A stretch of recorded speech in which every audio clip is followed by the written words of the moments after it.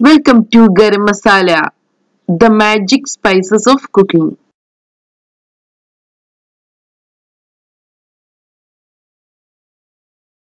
ഇഞ്ചി പത്തിരി. ഇന്ന് നമുക്ക് സ്വാദിഷ്ടമായ ഇഞ്ചി പത്തിരി തയ്യാറാക്കിയെടുക്കാം. പൊരിച്ച പത്തിരിയുടെ ഒരു ഡിഫറെന്റ് വേർഷൻ ആണിത്. നമുക്കിതിനെ സ്നാക്കായും മെയിൻ ഡിഷായും സെർവ് ചെയ്യാം. ഇതിനു വേണ്ടി നമുക്ക് 1 ടേബിൾ സ്പൂൺ എണ്ണ ചൂടാക്കിയെടുക്കാം. വെളിച്ചെണ്ണയാണ് ഏറ്റവും നല്ലത്. ഇനി ഇതിലോട്ട് നമുക്ക് ഒരു വലിയ സവാള ചോപ്പ് ചെയ്തത്, 1 ടേബിൾ സ്പൂൺ ക്രഷ് ചെയ്ത് വെച്ചിട്ടുള്ള ഇഞ്ചി, 1/2 ടേബിൾ സ്പൂൺ ക്രഷ് ചെയ്ത് വെച്ചിട്ടുള്ള വെളുത്തുള്ളി, 1 പച്ചമുളക് ചോപ്പ് ചെയ്തത്, 1/2 ടീസ്പൂൺ കറുത്ത എള്ള് ഇവയാണ് ചേർക്കേണ്ടത്. ആദ്യം നമുക്ക് ഇഞ്ചി, വെളുത്തുള്ളി, പച്ചമുളക്, സവാള ഇവ ചേർക്കാം. ഇതിനെ നന്നായി വഴറ്റിയെടുക്കണം.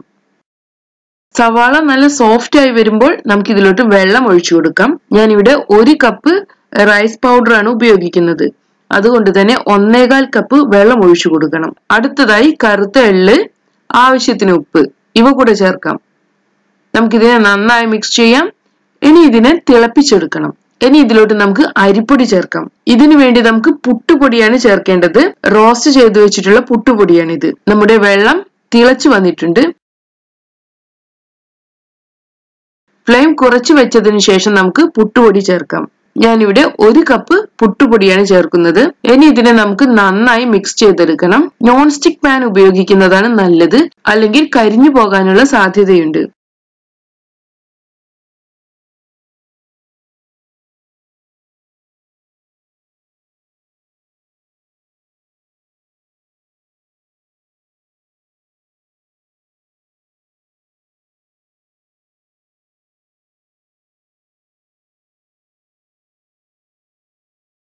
ഇനി ഇതിനെ നമുക്ക് അടച്ചു വെച്ച് വെരി ലോ ഫ്ലെയിമിൽ 1-2 മിനിറ്റ് വെക്കണം.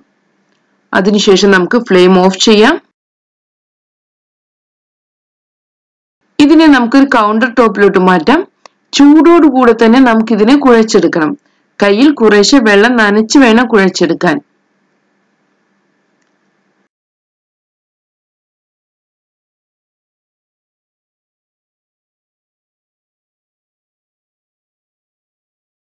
ഇതിനെ നല്ല സോഫ്റ്റ് ആയിട്ടുള്ള ഒരു ഡോ ആക്കി മാറ്റണം. ഇനി ഇതിനെ നമുക്ക് 2 ഭാഗമാക്കി മാറ്റാം. ഇനി ഓരോ ഭാഗത്തെയും നമുക്ക് പരത്തിയെടുക്കാം.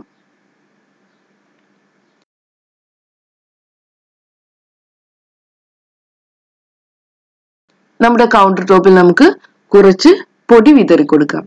അരിപ്പൊടിയാണിത്. ഇനി നമ്മുടെ ഒരു ബോൾ എടുത്ത് ഇതിനെ പരത്താം. 1/4 ഇഞ്ച് തിക്നെസ് ഉള്ള വലിയൊരു പത്തിരിയായി ഇതിനെ പരത്തിയെടുക്കാം.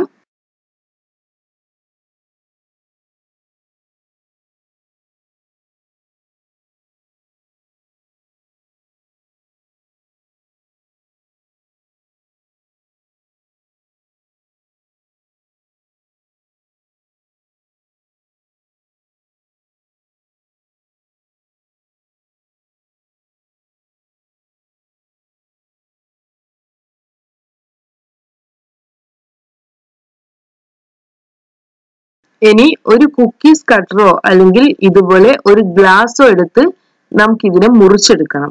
ഇതുപോലെ നമുക്ക് എല്ലാ പത്തിരികളെയും മുറിച്ചെടുക്കാം.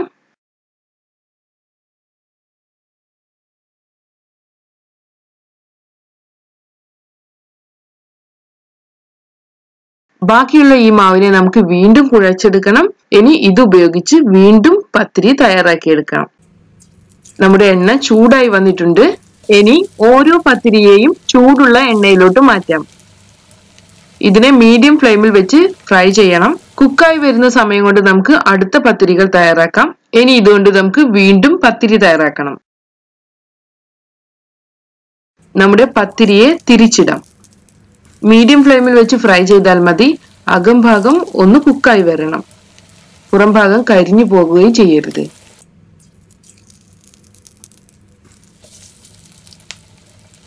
ഗോൾഡൻ ബ്രൗൺ നിറമാകുമ്പോൾ നമുക്കിതിനെ എണ്ണയിൽ നിന്ന് മാറ്റാം. നമ്മുടെ പത്തിരി തയ്യാറായിട്ടുണ്ട്. നമുക്കിതിനെ എണ്ണയിൽ നിന്ന് മാറ്റാം. ഇതിനെ കിച്ചൺ ടിഷ്യൂയിലോട്ട് മാറ്റണം.